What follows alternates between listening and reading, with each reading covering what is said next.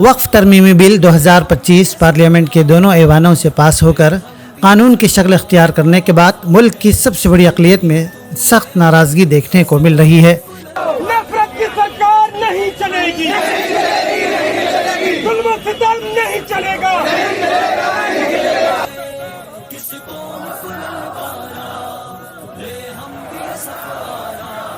ملت اسلامیہ کی متحدہ platform all India Muslim personal law board کی جانب سے اس بل کے خلاف ملک بھر میں تحریک چلائے جانے کے اعلان کے ساتھ ہی مختلف ریاستوں میں لوگ اپنا احتجاج درج کر رہے ہیں۔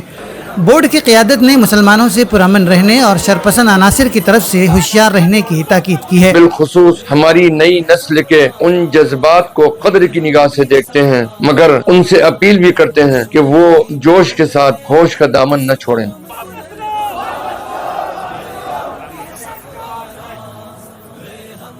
بھٹکل میں مجلس اصلاح و تنظیم کی طرف سے ساحلی اضلاع کی تمام ملی، سیاسی اور دینی تنظیموں کے ذمہ داروں کو جمع کر کے آج ایک عظیم الشان مشاورتی اجلاس بھٹکل کے رابطہ ہال میں منعقد کیا گیا، جس میں منگلور تا گوا کی تمام دینی، سیاسی اور سماجی تنظیموں کے ذمہ داران نے بڑی تعداد میں شرکت کی اور اس بل کے خلاف سخت احتجاج درج کرنے کا عندیہ ظاہر کیا۔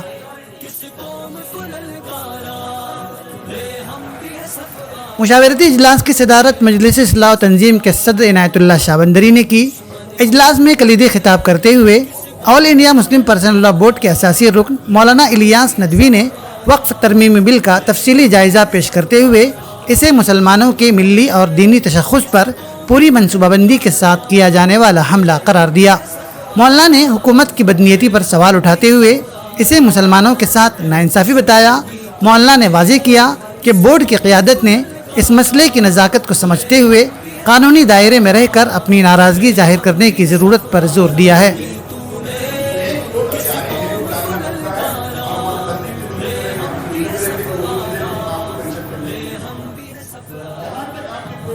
اجلاس میں منگلورو تا گوا کی مختلف جماعتوں کے ذمہ داران نے وقف ترمیمی بل کے خلاف مسلمانوں میں عمومی بیداری پیدا کرنے کی ضرورت پر زور دیتے ہوئے مجلس اصلاح و تنظیم بھٹکل سے اس پوری مہم کی قیادت کرنے کی خواہش ظاہر کی۔ مختلف نمائندوں نے زور دے کر کہا کہ مسلمانوں کو کسی بھی صورت میں اپنے دستوری حقوق سے دستبردار نہیں ہونا چاہیے، بلکہ دستور اور قانون میں دیے گئے حقوق کو حاصل کرنے کے لیے پوری جدوجہد کرنا چاہیے۔ مشاورتی اجلاس میں اس بات پر بھی اتفاق کیا گیا کہ ساحلی اضلاع کے مسلمانوں کی تمام جماعتوں اور تنظیموں کا ایک متحدہ وفاق اس وقت کی ایک اہم ضرورت بن چکا ہے۔ انہوں نے مجلس اصلاح و تنظیم سے فوری اقدام کرنے کی بھی مانگ کی۔ بنگلورو سے تشریف لائے ماہر قانون جواں سال ایڈوکیٹ اسماعیل میتری نے وقف ترمیمی بل کے اندر پائے جانے والے قانونی مسائل کو تفصیل کے ساتھ بیان کرتے ہوئے مسلم سیاسی نمائندوں کی چاپلوسی پر گہری تنقید کی۔ میں ہمیشہ سیدھے بات کرنے پہ ہی جو ہے فیمس ہوں، آپ چاہے میرے پیٹ پہ سے گالی کرو، چمچوں کی حکومت چلتی ہے ہمارے دیش کے اندر۔ ہر پولیٹیکل پارٹی کے اندر جو نیتا ہوتے ہیں ان کے چمچے ہمارے نیتا ہوتے ہیں۔ بدنصیبی سے مسلمان ہم لوگوں نے نیتا بنائے ہی نہیں، جو اپنے چمچوں کے لا کے ہمارے سر پہ بٹھاتے تھے، ہم ان کو باقاعدہ جو ہے اونر مان لیتے تھے، اپنے لیڈر مان لیتے تھے۔ ایسے چمچوں کی حکومت اب تک چلی ہے، وہ بھی الیکٹڈ پالیٹکس میں۔ ابھی نامینیشن میں کیا ہوگا، وہ صرف چمچوں کو نہیں بٹھائیں گے، غلاموں کو بٹھائیں گے۔ وہ اپنے جب سمجھو اشارے پہ ناچنے والے کو بٹھائیں گے، تب تو سمجھو ستیہ ناش ہو جائے گا۔ اکثر و بیشتر ملی تنظیموں کے نمائندوں کا ماننا تھا کہ اس احتجاج کو طویل منصوبہ بندی کے ساتھ جاری رکھنا چاہیے۔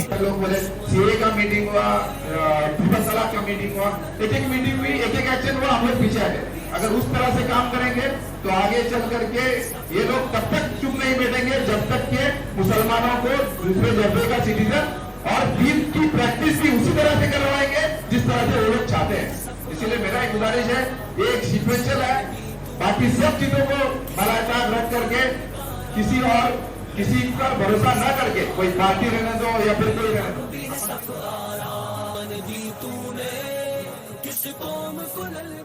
مشاورتی اجلاس میں طے پایا کہ اتر کنڑا کے مختلف تعلقہ جات میں جمعہ کو سرکاری افسران کو میمورنڈم دے کر اپنی ناراضگی کا اظہار کیا جائے گا اور حکومت سے اس بل کو واپس لینے کا مطالبہ کیا جائے گا۔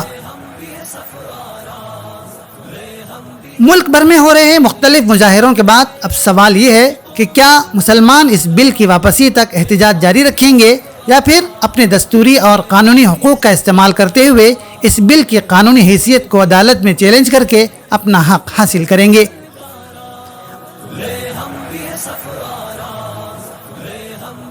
امید لگائی جا رہی ہے کہ ملت کے نوجوان اپنی قیادت پر اعتماد کرتے ہوئے کسی بھی طرح کے فرقہ پرست عناصر کے بہکاوے میں نہ آ کر آئینی لڑائی جاری رکھیں گے اور کسی بھی طرح کے قانون ہاتھ میں لینے کے اقدامات سے گریز کریں گے۔